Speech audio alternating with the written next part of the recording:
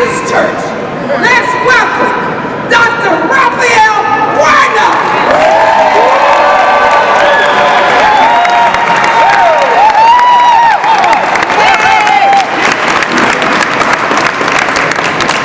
Thank you so much. Somebody say expand. Expand. Medicaid. Medicaid. Expand. Expand. Medicaid. Medicaid. Hear the voices. Hear the voices. Hear the voices. Hear the voices. Hear the voices. Hear the voices. All the people. Expand. Expand. Medicaid. Expand. Medicaid. Medicaid. Do it now. Do it now. Give yourselves a round.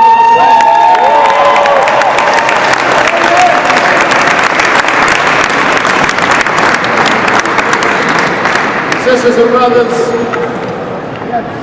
I am grateful to be with you for this historic gathering. It is no exaggeration to say that we are here today on a mission that really is a matter of life and death. Dr. King said that of all the injustices, inequality in healthcare is the most shocking and the most inhumane. So we are here today on serious business. Some 600,000 of our fellow Georgians' lives are at stake. Yes, sir. And so we cannot be silent. We cannot be satisfied gathering in our churches on Sundays, and in our barbershops and beauty salons and schools while business goes on as usual. We cannot be silent, because silence, as Dr. King used to say, is betrayal. Silence is consent. Silence is unconscionable capitulation to the political games that are being played in this capital right now. Silence is acceptance of things as they are. Silence is agreement with the status quo. Silence leads to unnecessary sickness in the body and in the body politics. Silence leads to death, and so we cannot be silent. So we come with a very clear message. Governor Deal, Speak about it, brother. expand Medicaid. That's it. And expand Medicaid now.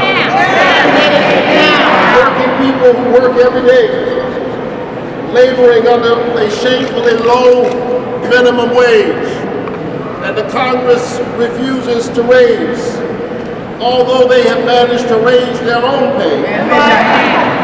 People working without the benefit of health insurance. Expand Medicaid now. Expand it now. It is the case that sometimes in politics we have the will, but not a way. Not so in this case. The door has been opened.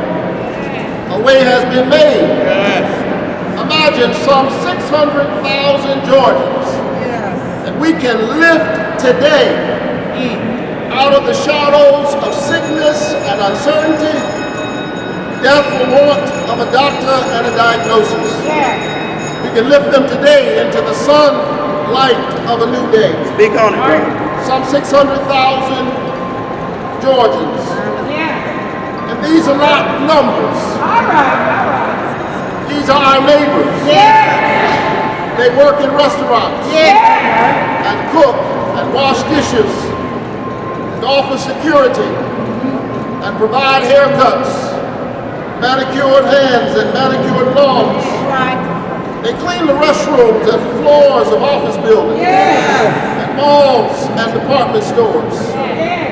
Domestic workers who sometimes sit at the bedside of other sick people who have health care, not knowing that they are sick themselves. These are our neighbors. They are single moms and working dads. They are church members, family members. This is not a game. Not again. This is a matter of life and death. Meanwhile, a door has been opened. A way has been made. The question today is, who would dare stand in front of that door? Governor says we cannot cannot afford to expand Medicaid. The truth is, we cannot afford not to expand Medicaid.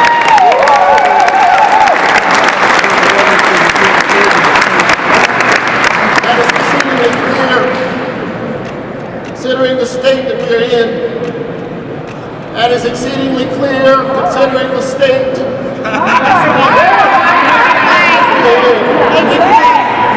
Georgia has the 5th highest number of uninsured people of any state in the union.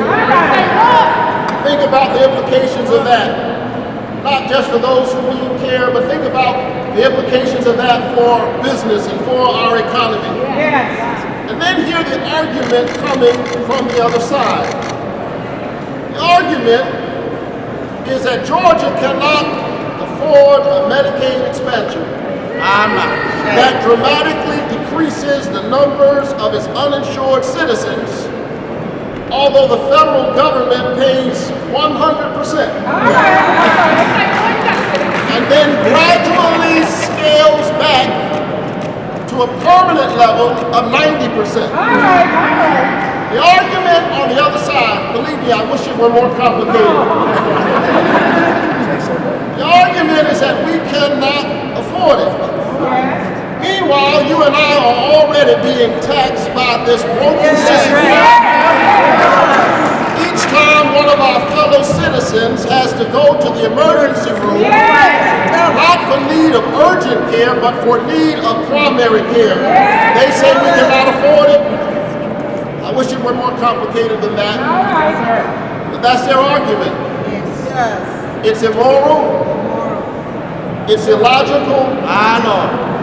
It cannot stand.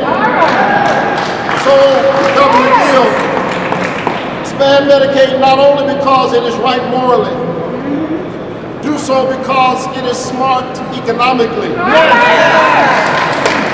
An investment of about 1% of the state budget, $2.1 billion over the next 10 years. Bring in new federal funding, creating more than $65 billion in new economic activity in Georgia over 10 years. Supporting more than 56,000 new jobs. Say that, 56,000 new jobs throughout the state. So our message is clear. Deal needs to take the deal. It's the real deal. Don't let anybody fool you. Our biggest problem isn't fiscal. It's political. It's about who owns our politics. We have already paid the money in our federal income taxes. And most Georgians agree that we ought to expand Medicaid. And yet, we are here. In a real sense, this is taxation without representation. The question is, who owns our politics and who owns our politicians? Yet there comes a time we must choose principle over politics.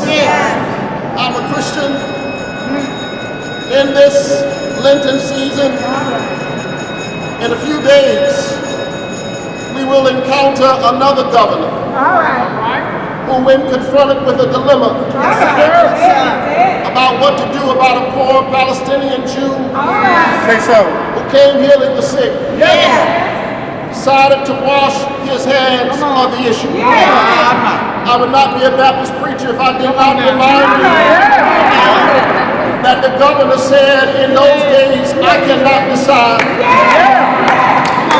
Pass it over to the crowd or the state legislature.